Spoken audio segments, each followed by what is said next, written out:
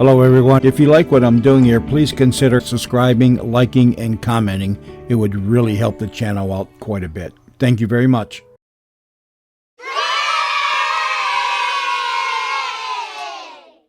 The CBS Radio Mystery Theater presents...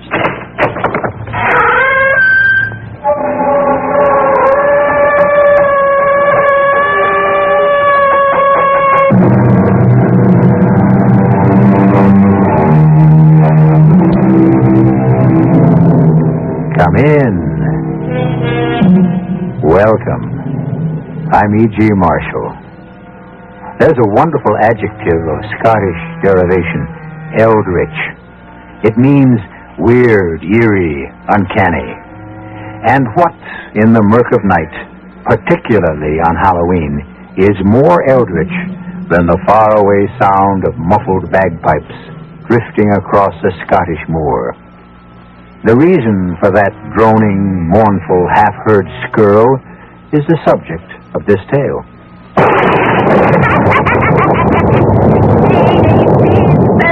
I have offered you freedom this Halloween night. Dare you risk and reach for the prize? Where must I go? First, you must answer me. Will you go? When a witch herself asks the question, what choice do I have? Yes, yes. Then hold fast, Benson. You're on your way to hell!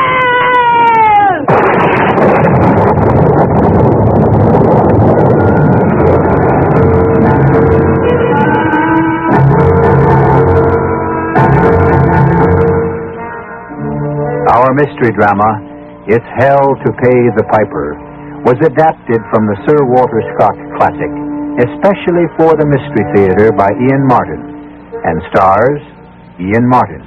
It is sponsored in part by Luden's Medicated Cough Drops and Buick Motor Division. I'll be back shortly with Act One.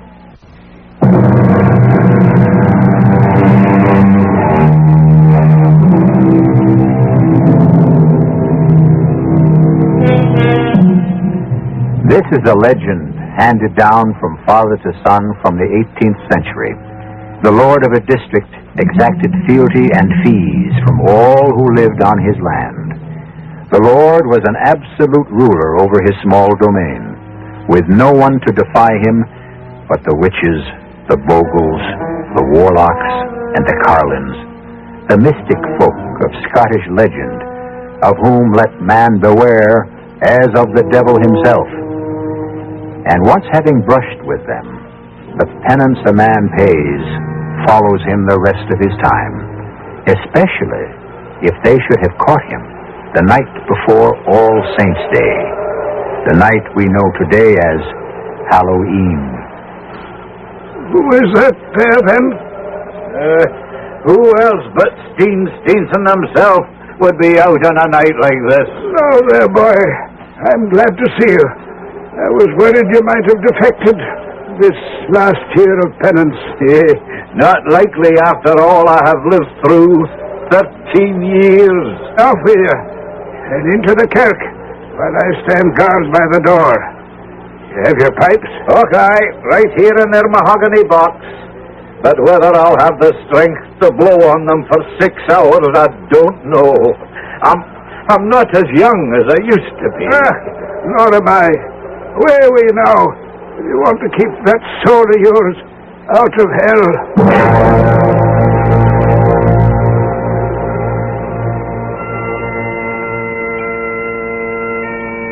The way I found myself in the predicament that brought me to the pledge and penance came about over 13 years ago. The laird up at Redgauntlet Castle was Sir Robert then, and in King Charles' time, he was in great favour. Far and wide, though, was he hated and feared. Men thought he had a compact with the devil, that he was proof against steel, and that bullets hopped off of his buff coat like hailstones on a rock. For all that, he wasn't a bad master to those loyal to him, the likes of me, for example, who was a kind of favourite to him for my playing the pipes. But at the time my story begins, I was in dire trouble with the master. Not as if I was asking for the moon, Jock. You might as well for all the silver you'll get from me, Steenie Steenson. For everyone knows well enough, money burns a hole in your pocket. Hey, but it's not to spend on foolishness. It's for my rent. How much have you got? 400 merks. And how much do you need? 1,000. 1,000, is it? Do you think me daft enough to lend you 600 merks? I couldn't meet the spring reckoning either. It's for 2 terms. Well, what happened when you came to Sir Robert empty-handed? My knees were like to melt with fright. He was bad with the gout then, and it was all old Dougal, his manager, and old Hutchin, his butler, could do to hold him down in the chair when I told him I came empty-handed. You talked him out of it then? Oh, I brashed my way through, but... Then have a try at it again, and maybe he'll wait a whiles on the autumn payment.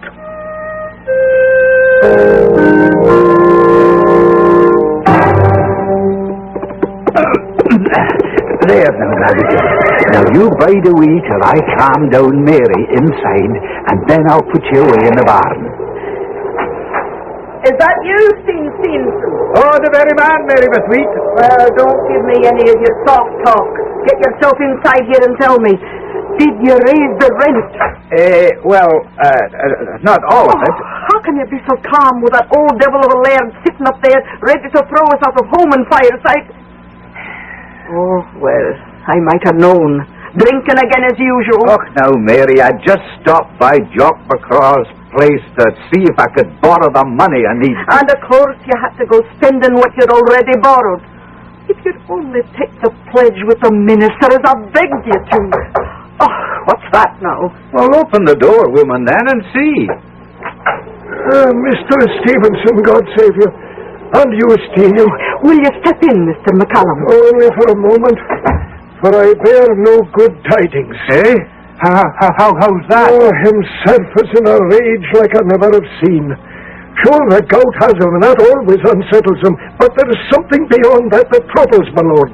It's as though some devil were gnawing away at his vitals, or that damned little female monkey, heaven knows who sent him as a gift, has cast a spell across him. How do you mean, Mr. McCallum? Why, he dresses the evil little thing as though she were his mistress. And she's always sitting on his shoulder, chattering and whispering as if the nonsense she makes had some meaning. Hey, but how does this affect me, Dougal? What bad tidings do you bring? Well, you can. Well, you're in arrears for 2 terms. Oh, I know. Well, I'm here to collect. I don't have it all. I'll give you what I have. How much? 400. Is that all? Well, he'd never accept the rage he's in. Steenie, I warn you, I'll be back this night by 5 at the castle. You'd better be there too, the silver in hand, by that time. Dougal, have a heart. Don't ask me to venture out after dark. You know the witches and bogles are all gathering for Halloween at this week's end. You have more to fear from Sir Robert than any bogles or witches.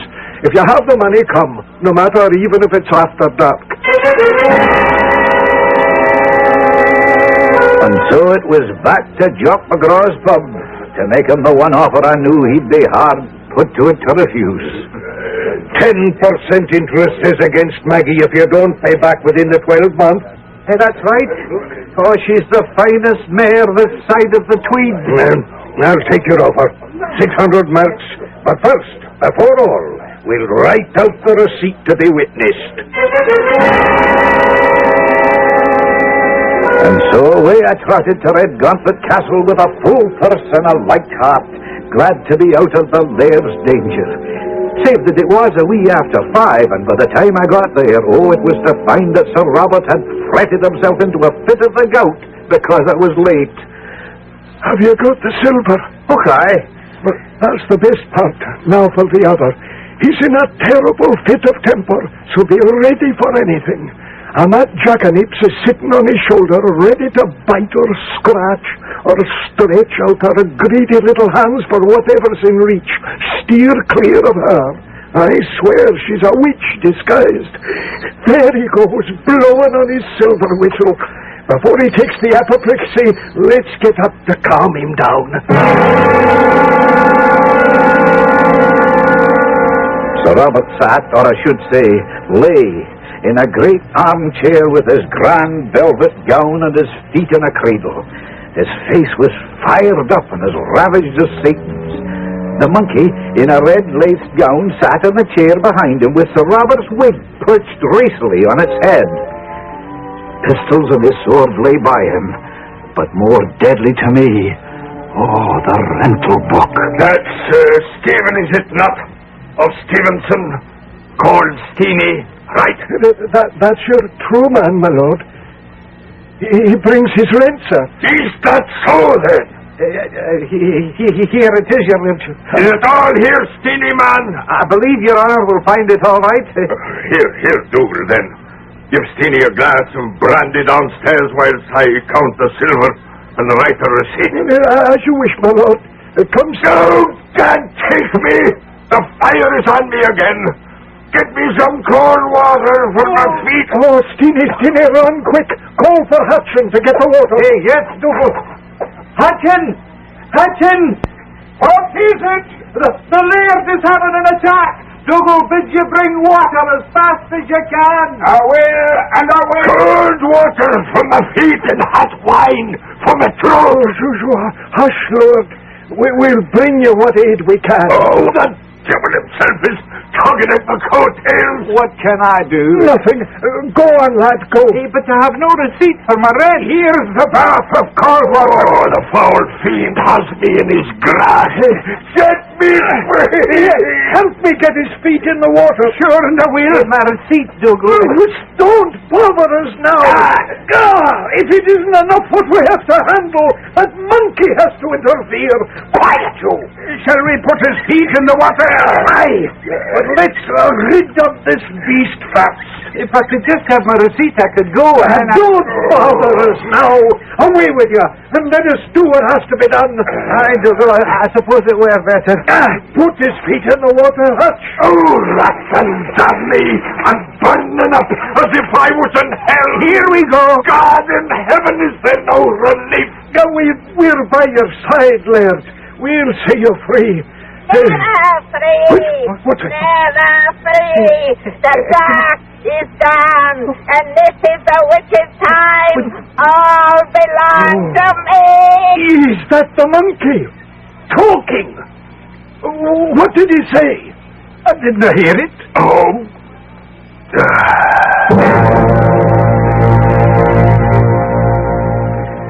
But I heard the monkey talking, and I went running as fast as my heels might carry me out into the darkling night, knowing the laird had gone to his just deserts, and that tonight the devil and all was abroad. I made straight for the pub. I took a bottle by myself and snugged into the darkest corner. Time passed, and I lost myself in the Scotch mist, till all of a sudden old Hutchin was beside me. The laird is gone, shivering and shaking and crying out like he was turning on the coals. Oh, God save us all. Amen. Is Dougal with him? Aye, in more ways than one. For when he offered him his cup, after he drank, he flung it away from him against poor old Dougal's head, and the weight of the pewter crushed his skull. The one's as dead as tether. Hey, but my rent! I have no receipt. Was it entered in the book? I know nothing at all, except that when I ran from the room, that ungodly monkey was bouncing up and down, gibbering and mocking, as if in sheer delight, like some damn goblin witch, I believe it to be. I fled here to keep my sanity and to try to feel safe. But I feel in my bones we'll no one of us be safe till the week is out and the midnight bell strikes in All Saints' Day and makes us safe and sure again.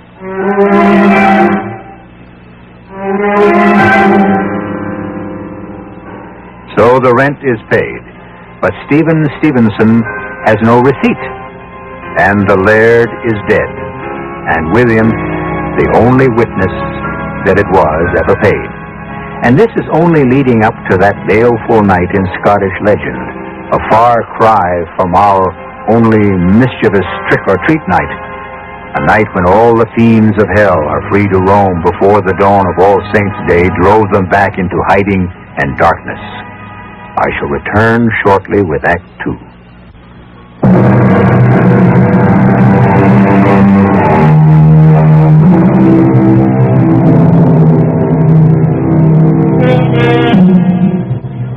Like all good Scotsmen, a few liberal doses of the bonny barley brew made the night seem brighter. And the nearer they got to the bottom of the bottle, the farther their fears receded. For that matter, the drizzle had eased up, the wind died down, and the moon had risen. And if Steenie was just a wee unsteady on his legs as he went to the window to look out, he still had no trouble saying, It's a brick. And if you say that, you're a risk. After all, Hutch, old lad, it's not Halloween as yet. Hey, that's true enough. Any witches come flying by, oh, I'll give them such a clop on their bustles, they'll go black hat over tea kettle off their brooms. That's the courage of you, Steenie, lad. I wonder who'll be taking over now Sir Robert is gone. That'll be Sir John. There's a rider away post-haste up to Edinburgh to bring him down for the funeral. Oh, aye. Is he as hard a man as his father? Well, yes and no. He's a fair man. I've got to say that for him. But he's a stickler for detail. And a man for the books. He'll not let a penny slip through his fingers. So I'd heard. That's why I'm away up to the castle with you. I don't follow you. Why, do you see, Hutchin, I've got no receipt. So I must recover the money I paid. It was right there on the table waiting for him to count out when he had his attack. You must have seen it. That I did not. We were that busy trying to handle the laird. But after, when you had him laid away, you saw it then. Ne'er a sight of it. When Dougal passed away, I left straight here for the pub, where I could have a drink. Oh, then it still must be lying on the table. So come, man, come. We have to recover it before one of the castle guard finds it and pockets it.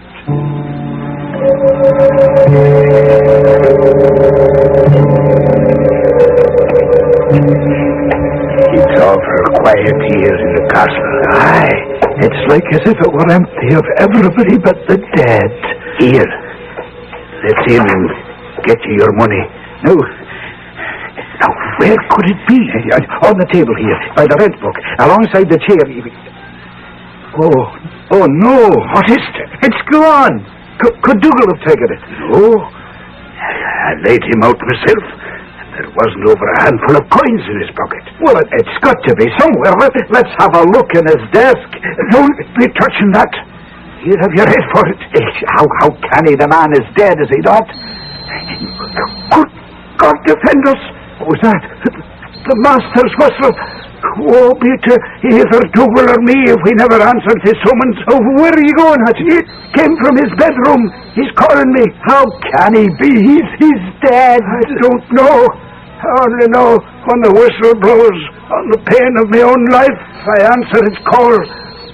Coming right there from his bedroom. Well, he did every night when he was ready for bed. Yeah, but who's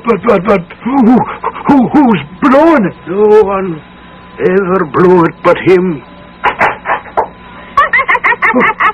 Dance to the whistle when he blows, lads. Dance to the whistle when he blows. Merciful heavens, You'll all dance to its tune. He'll summon you all to hell. Even you, my brave young man. Even you he'll get in the end. At the awful sight, old Hutchin had fainted, and when I swallowed my own heart back from my mouth, I took to my heels like the devil himself were after me. Nor did I stop Maggie at the full canter till I reached my own home. Oh, you're daft, Steen. Or what's worse, drunk. I tell you, I saw what I saw. When we opened the door, there were torches enough to light the whole room. And there lay the laird in his coffin, stiff as the corpse he was, while sitting on his chest, cross-legged, in a black pointy hat, with her long nose flattening her chin, all wrinkled and withered, with fire spouting out of her mouth, and great long crooked fingers pointing a spell at me, was a witch. You can ask old Hutchin if you want. I thought you said he fainted. Well, when he comes to, then. He was as drunk as you. Probably what the both of you saw was that ugly monkey of Sir Robert. Ah, no, the monkey's gone, disappeared. So she came back. It's all a fancy you've taken. You weren't there to see, woman. And more than that, if it was fancy, who blew the whistle, eh? Who was blowing on the laird's whistle but himself? If you ask me, I think the whiskey was ringing in your ears. But that's enough of your excuses. What I want to know is, was the rent paid? Aye, it was paid the first time. Then where's the receipt? Well, I have no receipt. The laird died before he could count the money and write me one. No receipt? Oh, merciful God in heaven, what's to become of us when the new laird takes over? He'll surely take my word for it. Won't he? And if he doesn't?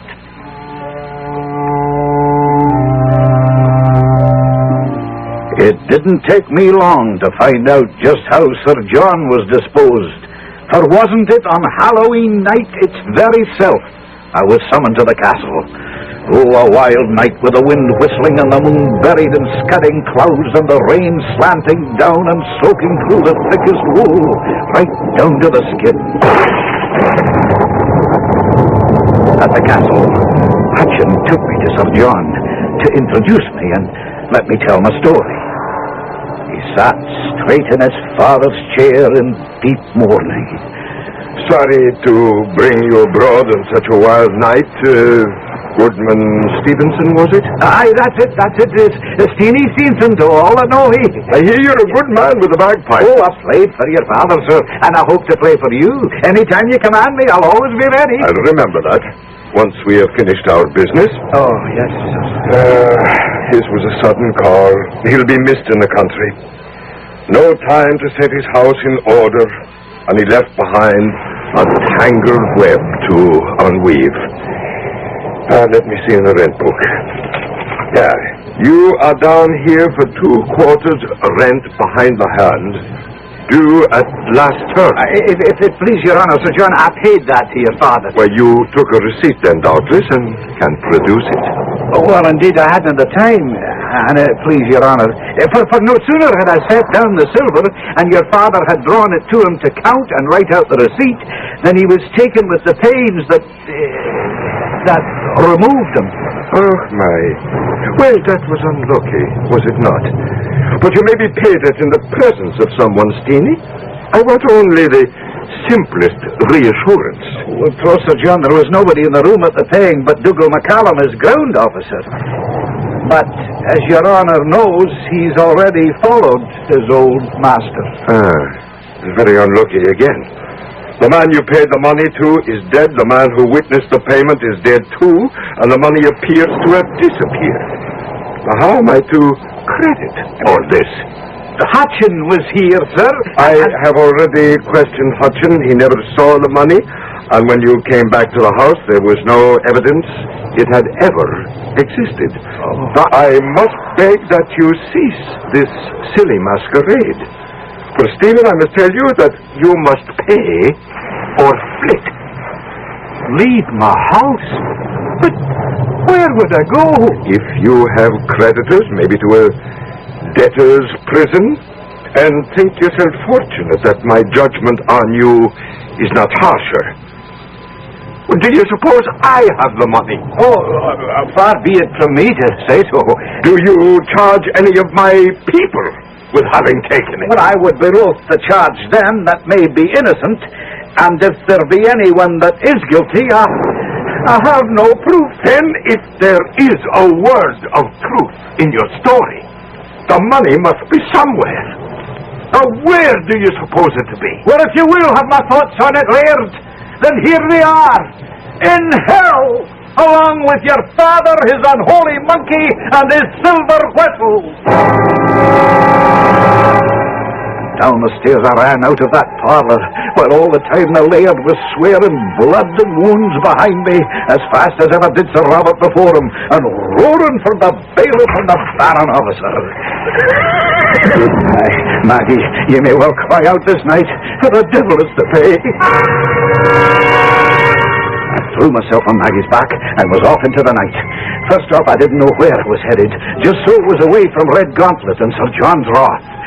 Then, in the cold and the damp, with the wind skirting around like a wild thing, I knew where I was going, and the 2 reasons why.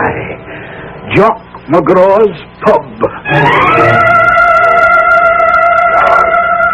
What ails you, man? Are you a friend of mine? Well, I'd thought to be. Then lend me a hand, Jock, or there's no other way. I'm to be cast out for no payment of rent, and for what I just said to the new laird. I no doubt will soon be dancing at the end of a rope if I can't raise the money. What happened to what I gave you the loan of? Well, it was paid to the old laird the night he died. But he never gave me a receipt, and the money just vanished into thin air. Why, you have the gall to ask me for money when you've thrown away what I gave you already? Do you hear me all now? Here sits Steenson, false friend, thief, braggart, beggar, and bankrupt. The laird and his officers are after him, so help me hold him till I catch him, for I have claim on his horse before any. Stand back, all of you, or any man that approaches me near, I'll run him through. For I'm a desperate man this night, and to save my heart and home and my family, I'll ride the wind with the witches abroad, even if it blows me all the way to hell itself.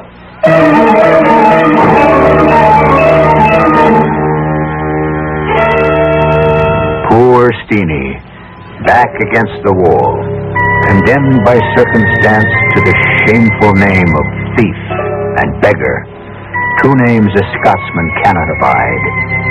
But an even worse fate awaits him as he rides through the Halloween night, when the graves gape open and the souls of the dead join the wild feast of demons and witches and all who cause mischief in this world and the other. A world which Steenie, in his anguish, mentioned by name, never dreaming his challenge might be taken up, and where his only redress for his wrongs will be found out of this world. I'll return shortly with Act 3.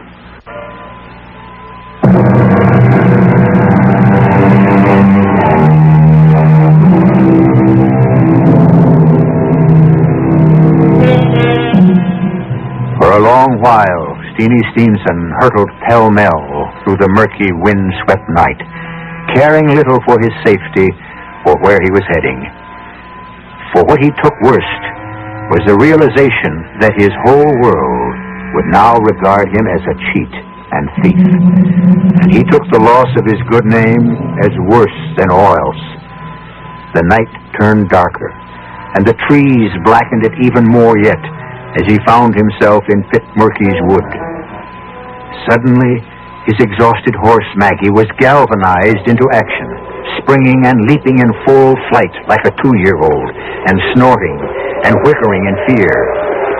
For behind him, dipping and swaying among the tree branches, rode a hag on a broomstick, fast coming up on him, no matter that Maggie was running full out in frantic terror.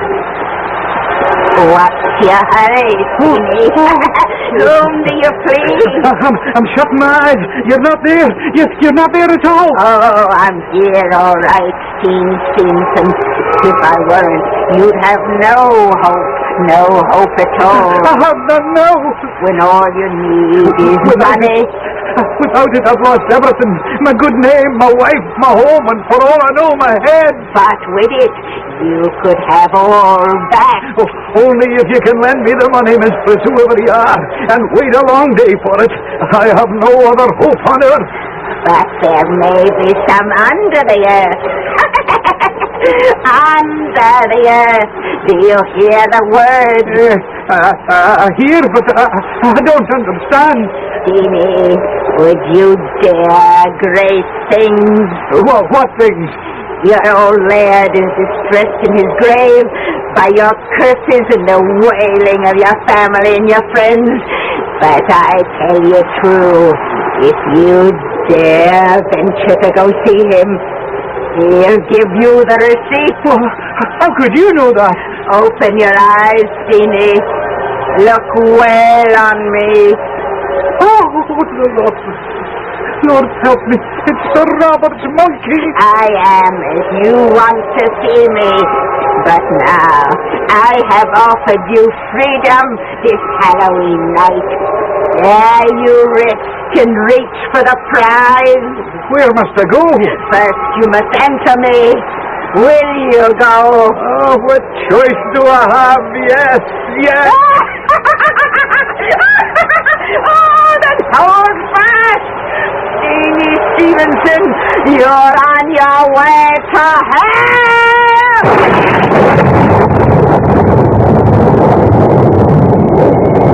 It was a belt of thunder like the crack of doom, and away I went into the blackness, sucked down like the quicksands of the soul. I came to that loathsome creature, now in the form of a witch again, was urging me forward to the door of Red Gauntlet Castle. How we came there, I knew not. But this couldn't be. This is Red Gauntlet. It is in truth. Does it seem that way to you? And if it is not from today, but yesterday. Knock on the door and find out. Find out.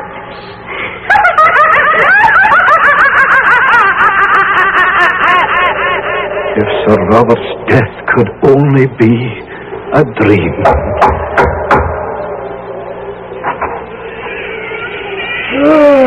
Piper Steenie, are you here? Sir Robert has been crying for you, roaring, fit to burst himself. Dougal McCallum, is that you? I thought you were dead. Dinna concern yourself with me, lad. Don't you trouble your head about any but your own self. See, you take nothing from anybody here, neither meat nor drink nor silver, except just the receipt, which is your own. Come. Up and round the great staircase, Dougal led me to the banqueting hall. And the Lord take us and keep him. What a ghastly set of revellers sat about that table. You might as well know where you are, Steenie. With her head under her arm. Mary, Queen of Scots, till I struck her head from her shoulders. And the fat man with the veins in his nose. Henry VIII, who's as much at home here as old Nick himself. Oh, it's enough to turn the nails blue. They would, were I to name the rest. Attila the Hun, Macbeth, and yonder in the corner, Judas himself. You've been noticed by Sir Robert. Steenie the piper, come at last. Come forward, lad, and you'll give us a tune on the pipes. But first, have you settled with my son for the rent? Indeed I have not, Laird. Sir John will not settle with me without a receipt. You shall have that for a tune of the pipes. Remember what I said. Take or do nothing but get the receipt. I beg the Laird to excuse me. I'm tired and I'm afeard and I'm that cold. I don't think I have enough wind to fill the bag. Well, then you must eat and drink, lad, for we do little else here. Oh, I beg you to forgive me, sir, but I came here neither to eat, nor to drink, nor to make minstrelsy, but only to ask what is my own, to know what happened to the money I paid, and to get a discharge. Oh, now, dammy, there's no gainsaying you, Steenie, so here is your receipt. And for the money, my dog whelp of a son may go look for it in the cat's cradle. Oh, I give you my thanks, and I beg leave to withdraw. No, not a step yet. Here we do nothing for nothing. So you must return this Halloween a 12-month to pay your master the homage that you owe me for my protection. I refer myself not to your pleasure, but to God's.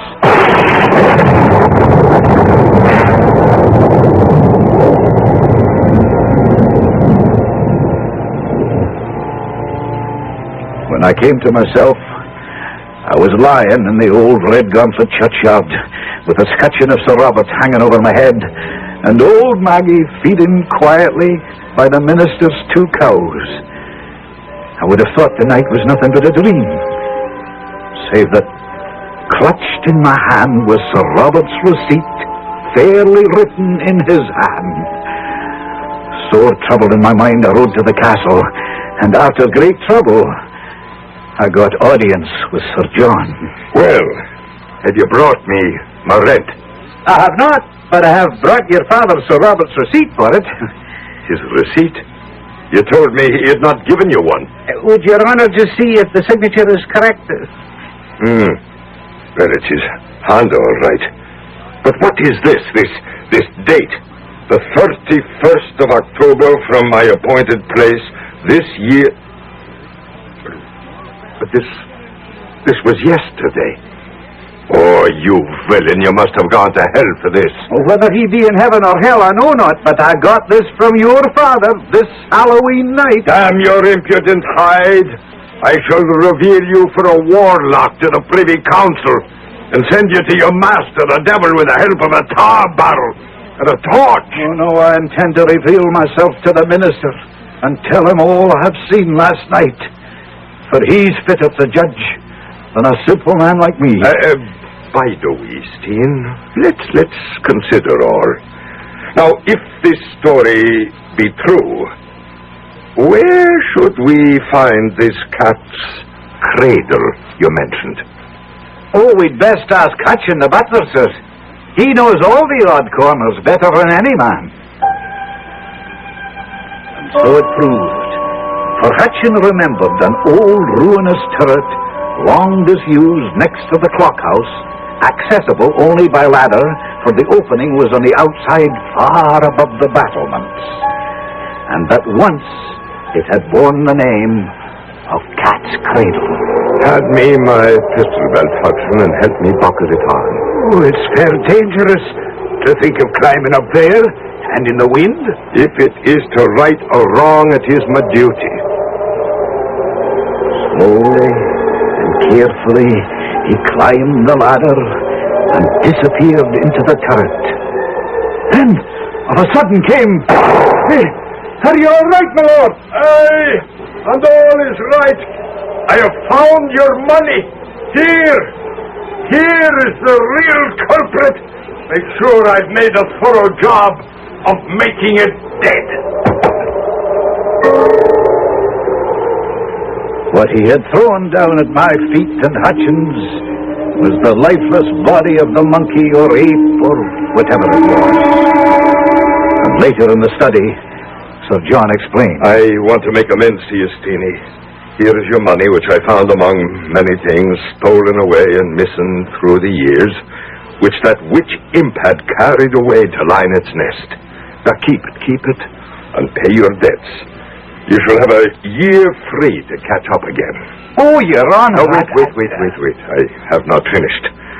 I would wish no questions as to the health of my father's soul, so I think we could do better to lay all the damage on the monkey. That is, to forget your dream in Pitmurky Wood. You had a good deal from the bottle, and it would be hard to be sure of much. As for this document, well, it's a queer kind of thing. It would be best to put it in the fire. But queer as it is, Sir John, it's all the voucher I have for my rent. I will bear the contents to your credit in the rental book. It shall be done with witnesses. I would wish to speak with the minister on the subject, for I like not the sort of summons of appointment Your Honour's father... Do not call that phantom my father. Well, then, the thing that looked so like him. You see, he spoke of coming back in a 12-month, and I had the notion that if I was called and had no way to refuse, it might be forever. Very well. If you are so distressed in mind, speak to the minister. The minister had a solution, all right.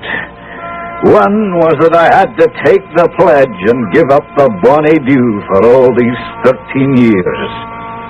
The other was that every Halloween, for 13 years, from 6 till the witching hour was past, I would play my serenade on the bagpipes, but safe within the hallowed walls of the church. And tonight is the last night.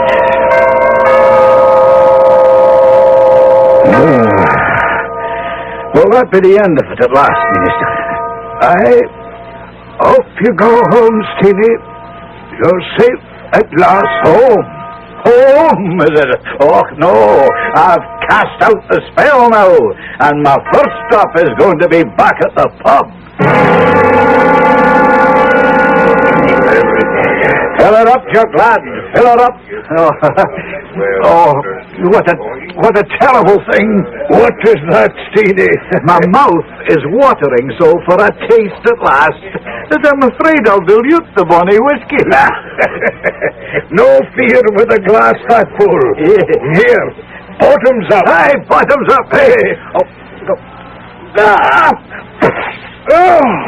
Steenie, lad. What's with you at all? Wasting good spirits like that. Are they good spirits? Did I ever serve anything else? Well, then drink this drink and tell me if it's all as it should be. Taste it for yourself. You'll know have to wring my arm. The best. You'll never find any better whiskey. Oh, no. Oh, what they've done to me. The spell is not all over. I've lost my taste for whiskey. I'll be a teetotaler all my life.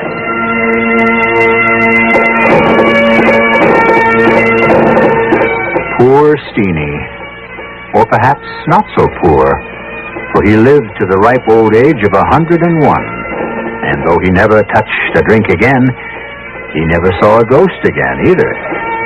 Perhaps there never was a witch, but only an alien creature like a monkey, and a few of the illusions that smoke out of a whiskey bottle and create tales and legends, the like of this.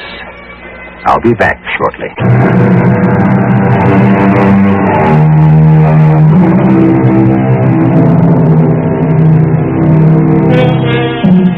Halloween seems to be falling out of favor. The hordes of small spooks, tiny skeletons, lipstick-smeared clowns, the homemade costumes from Dad's old top hat to pinned-up baggy trousers, the mock witches in Mother's old nightgown, no longer roam the streets in such numbers, and fewer are the houses that are ready for trick or treat. A little sad for the children, but don't you grown-ups be too foolhardy. Best not to venture abroad that night, for the real ghouls and ghosties die hard in America as well as Scotland. Our cast included Ian Martin, Arnold Moss, Bryna Rayburn, Court Benson, and Guy Sorel. The entire production was under the direction of Hyman Brown.